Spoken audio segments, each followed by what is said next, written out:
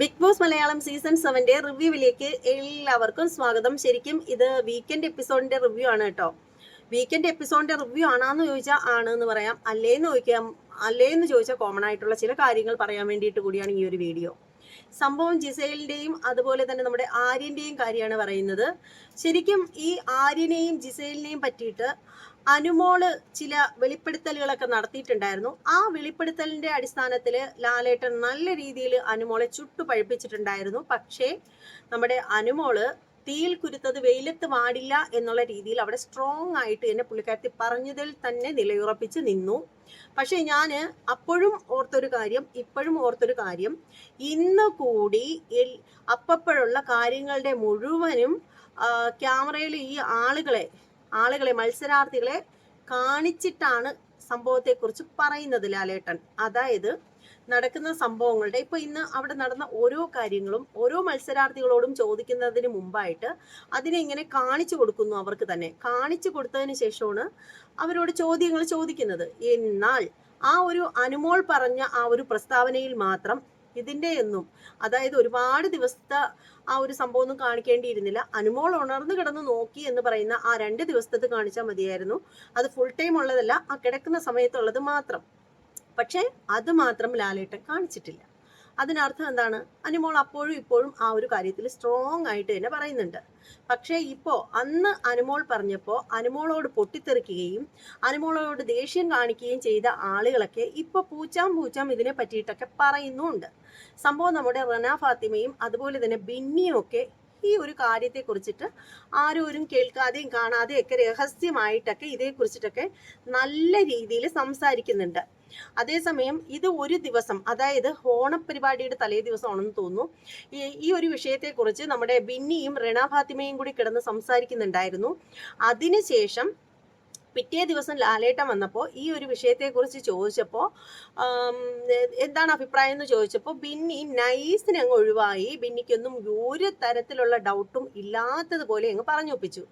ആ ബിന്നിയും റെന ഫാത്തിമയും ഇപ്പോൾ ചെയ്യുന്നതെന്ന് പറഞ്ഞാൽ തരം കിട്ടുമ്പോഴൊക്കെ ഈ ഒരു സംഭവം ശരിയാണ് എന്നുള്ള രീതിയിൽ പറയുന്നുണ്ട് കേട്ടോ. അവർക്കൊക്കെ നല്ല സംശയമുണ്ട് ആര്യന്റെയും ജിസൈലിന്റെയും ആ ഒരു സൗഹൃദം തന്നെയാണോ എന്ന് ചോദിച്ചാൽ നമുക്കതിന് കൃത്യത പറയാനില്ല. പക്ഷേ നമ്മൾ ഇന്ന് കണ്ട ഒരു കാര്യം എന്ന് പറഞ്ഞാൽ, അതായത് ആര്യനും ജിസയിലും കൂടി ഒരുപാട് സമയം ഒരിടത്തിരിക്കുന്നുണ്ട്. ബെഡിലാണ് ഇരിക്കുന്നത്. ആര്യൻ കിടക്കുന്നുണ്ട്, ജിസയിൽ തൊട്ടടുത്ത് ഇരിക്കുന്നുണ്ട്. പുള്ളിക്കാരൻ എന്തൊക്കെയോ വായിൽ കോരി വച്ചും കൊടുക്കുന്നുണ്ട്. പക്ഷേ അപ്പോഴൊക്കെയും ജിസൈലിന്റെ ഒരു മുഖഭാവങ്ങളും സംസാരിക്കുമ്പോഴുള്ള രീതികളും ഒക്കെ കണ്ടു കഴിഞ്ഞാൽ ജിസൈലിന് ആര്യനോട് എന്തോ ക്രഷ് ഉള്ളത് കണക്ക് തന്നെയാണ് നമുക്ക് ഫീൽ ചെയ്യുന്നത്. എന്നാൽ ആര്യൻ പല സമയങ്ങളിലായിട്ട് ജിസൈലിൽ നിന്നും കുറച്ചൊക്കെ ഒഴിഞ്ഞു മാറി പോവാൻ ശ്രമിക്കുന്നതായിട്ട് തോന്നുന്നുണ്ട്. എനിക്കങ്ങനെ ഫീൽ ചെയ്തിട്ടുണ്ട്. ഇന്നത്തെ ലൈവ് കണ്ട ആർക്കെങ്കിലും അങ്ങനെ ഫീൽ ചെയ്യുന്നുണ്ടെങ്കിൽ ഒന്ന് കമന്റ് ചെയ്തേക്കണേ. അപ്പോൾ എനിക്കെന്തായാലും അങ്ങനെ തോന്നി. ഇപ്പോൾ മാത്രമല്ല, പല തവണയും തോന്നിയിട്ടുണ്ട്. അപ്പോൾ എന്തായാലും ആര്യനെ കുറിച്ചിട്ട് അനുമോള് പറഞ്ഞപ്പോൾ അന്ന് അനുമോളെ പുച്ഛിച്ച് തള്ളിയവരൊക്കെ ഇപ്പോൾ രഹസ്യമായിട്ടൊക്കെ ഇരുന്ന് ഒളിഞ്ഞും തെളിഞ്ഞും ഒക്കെ പറയുന്നുണ്ട് ഇവരുടെ ഈ ഒരു കാര്യത്തെ കുറിച്ചിട്ട്. എന്തായാലും നമ്മുടെ രതി ചേച്ചിയും പപ്പു മോനും അടിപൊളിയാവുന്നുണ്ട്. അപ്പോൾ എന്തായാലും ഇനി തുടർന്ന് ഇനി ഒരുപാട് ദിവസങ്ങളുണ്ടല്ലോ, രണ്ടുപേരും ഒരുമിച്ച് അവിടെ തന്നെ നിൽക്കുകയാണെങ്കിൽ ഇനി ഒരുപക്ഷെ അവർ ലവ് ട്രാക്ക് പിടിക്കുന്നതാണോ എന്നൊന്നും നമുക്കറിയത്തില്ല.